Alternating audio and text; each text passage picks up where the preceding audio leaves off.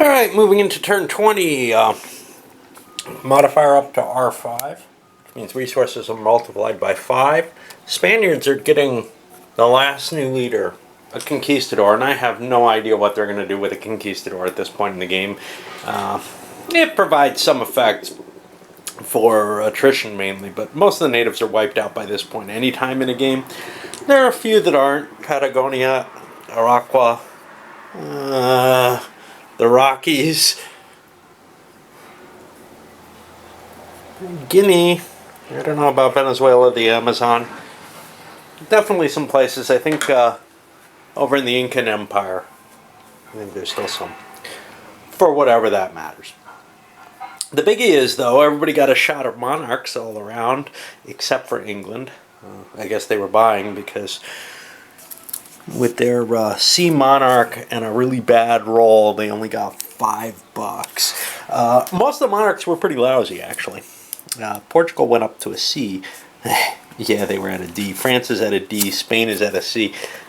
Most of this game, it's been pretty decent monarchs across the board. You start with a decent monarch. They get kind of random after that, and they can have a huge effect on play. But I don't always point them out because, I don't know, there's just not a lot of flavor there. Look, I got a C. What's that supposed to mean? Yeah, it's not like, I don't know, in Europa Universalis or Empires of the Middle Ages where you have a lot of ratings and you almost feel like you should name them. These guys, I don't know.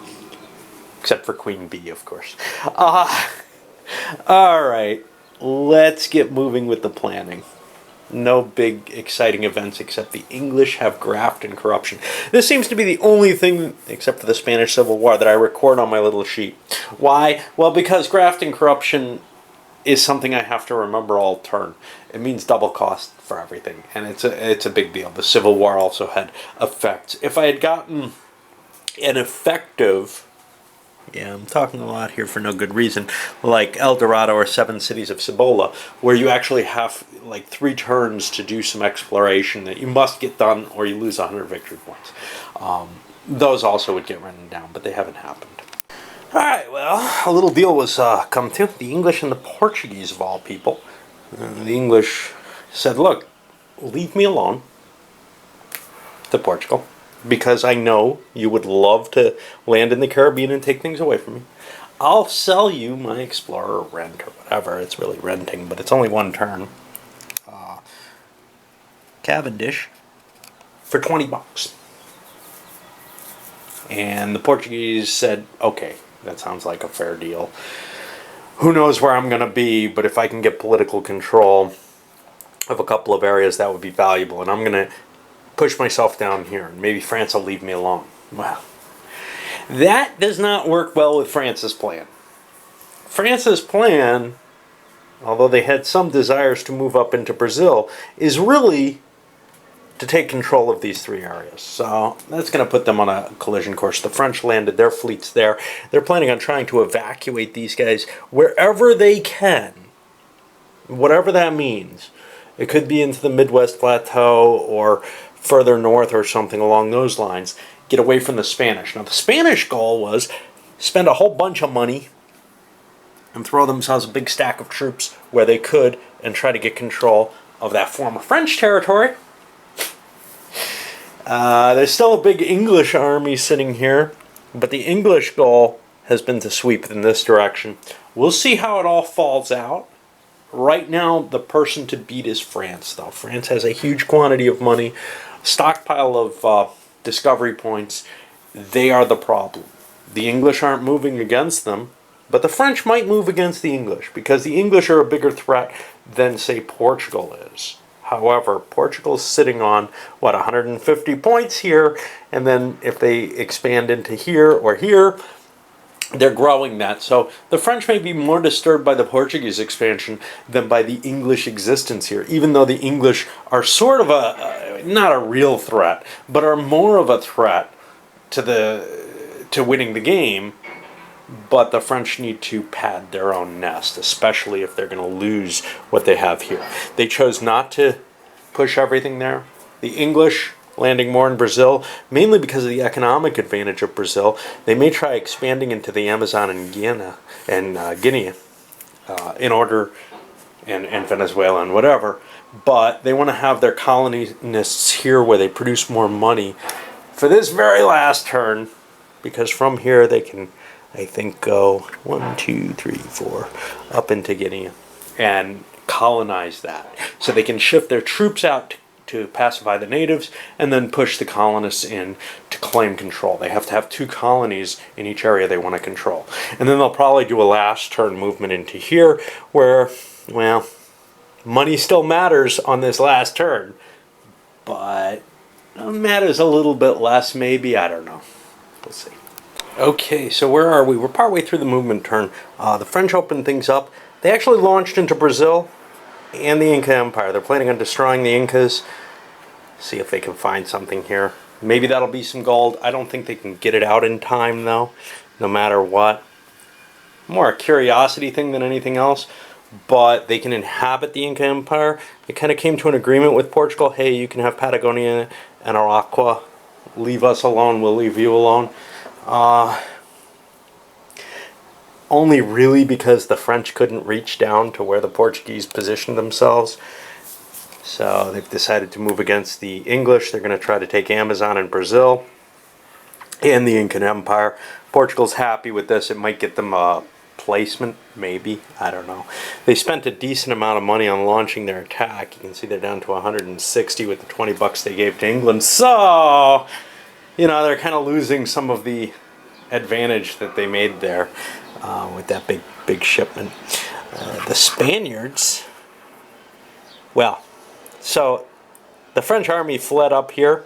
Then the Spaniards swept in, hit the English here, but they've got a serious problem. They tried to run away, but they can't get far enough away in California, so they're going to probably lose that. Of course, they may still get it back if the English can't pump up there. I haven't moved the English yet, though. Kind of the exciting bits of the last part of the game. Okay, so after the resource segment, this is what we see, and you can see the French are up to 900 ducats. They also have, and I brought the ships home, so now they also get another 125. I'm going to hold that in France for a little moment because I want to get their maintenance costs out of the way so that maybe they don't go off the track. One exciting thing happened after the English movement. They went and fought the Californians, didn't do much, spread out everywhere trying to attack natives. But after that movement, the entire French army here, 7 army detachments, was dissolved in the Incan Empire through the attrition table.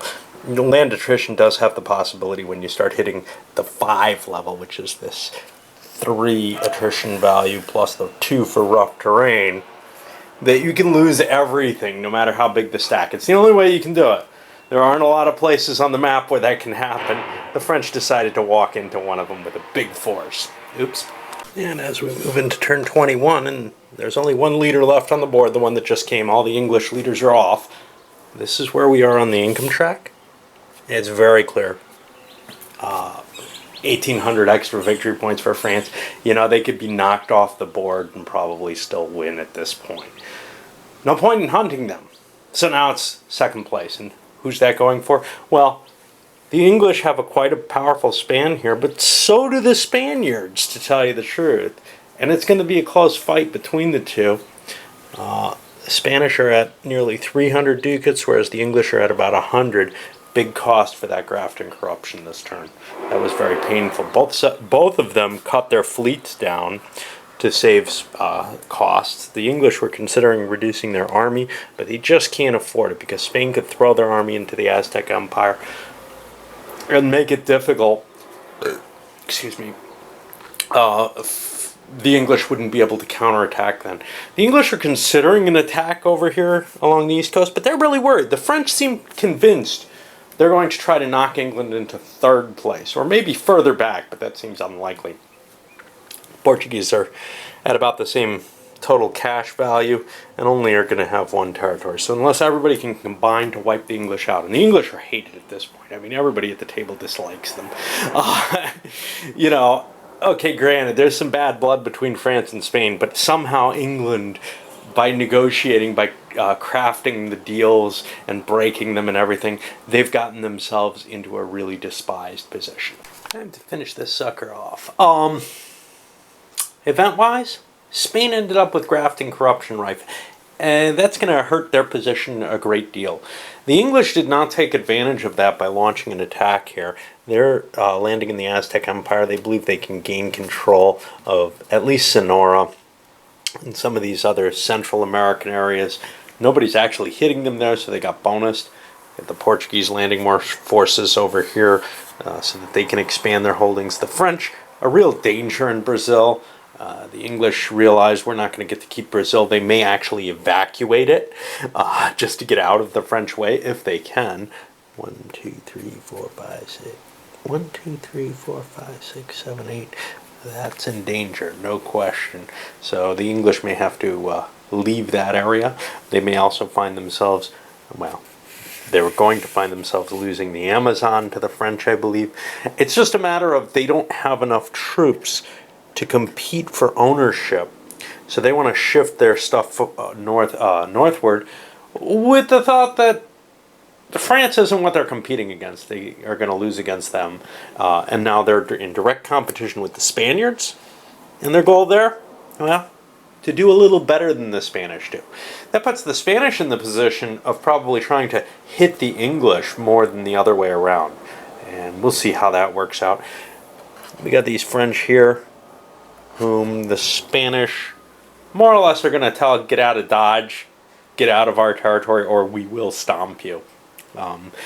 And the French probably do want to get out. They might establish themselves in the Midwest Plateau. Who knows?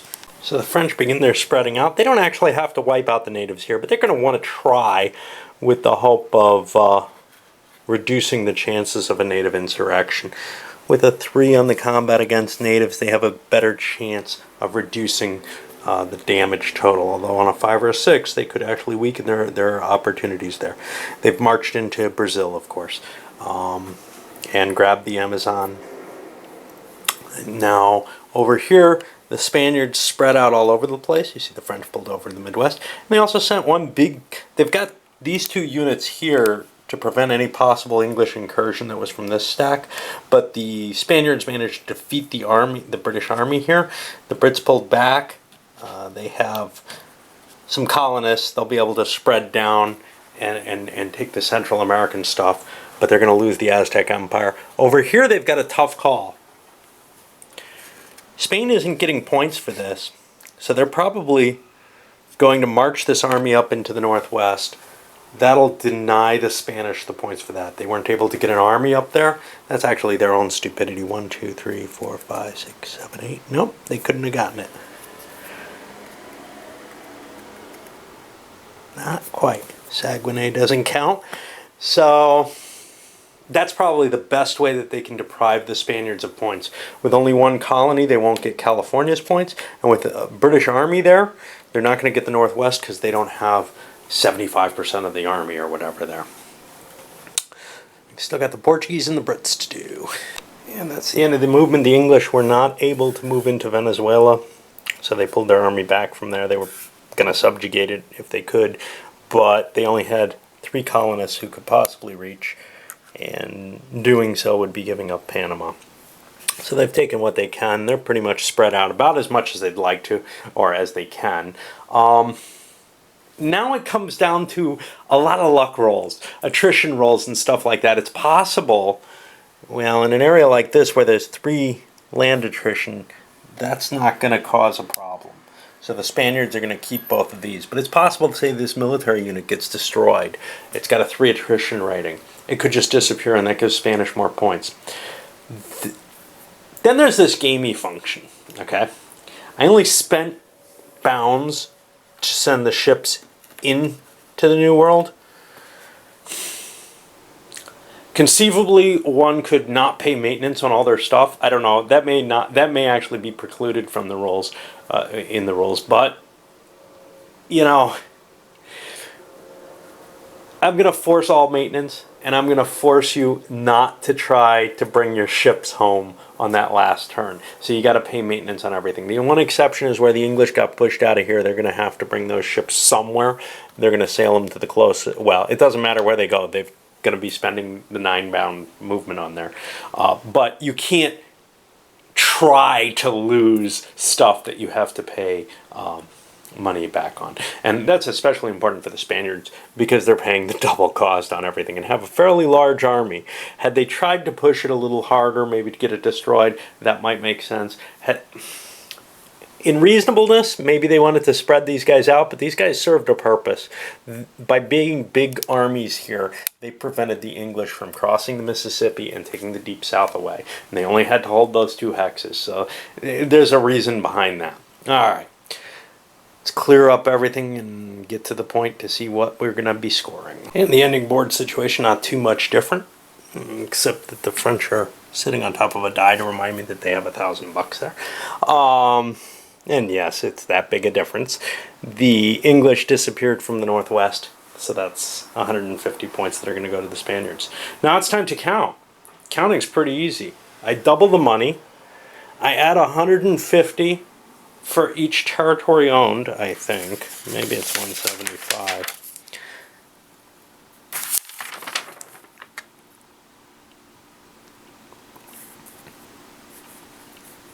I can't find it. There we go. 150 for each, plus whatever I discover. And I'll just spreadsheet that out and show it. And here are totals running across the discovery points. The French are in the lead there with 240. Of course, money, the French get a huge amount with 2158. A little closer elsewhere with the English and Portuguese nearby around 300. But Spain way ahead at 600. And then when we look at provinces, well, Spain got one more province than the English because of the Northwest. Because the English couldn't take Venezuela because the Aztec Empire make it a second province easily. The Spanish took one away, maybe more, because the English could have gotten into the Sonora as well and taken that. That might be the difference. Very easily there. We're talking about a difference of 450 points maybe. Well, that would be enough. Anyway, that's where our totals are. Around 3,000 for the French, 1,600 for the Spanish, 1,200 for the English. And not all that bad, 833 for the Portuguese. What if the Portuguese had not landed here? Well, they could probably have 600 and something. What if you went the whole game without spending money? What if you produced with a good monarch $20 a turn for 20 turns? Well, that's 400 bucks plus what you start with. Let's call it at least 700 bucks. You end up in the 1,400 range. You'd place third in this game. It is possible, and this is what the German bankers, I think, do to the game, to force people to actually be more peaceful. And that may be the advantage that the German bankers provide, is that you wouldn't have these huge ahistorical wars because you will hand the game to the guys who aren't on the board. Now, that role can be played by one of the other powers. There's no question there. Somebody can sit back and place themselves rather well, but not as well as if somebody had a free hand in the colonies. Not by a long shot. Because, I mean, even France, with their 3,000 points, they weren't left alone. Okay, they took some serious hits. Sure, they gained Brazil, but look at everything they lost that was once theirs. And obviously, if, two people basically split the New World, even if they fight, they're probably going to come out ahead of the guy who just sits back and waits.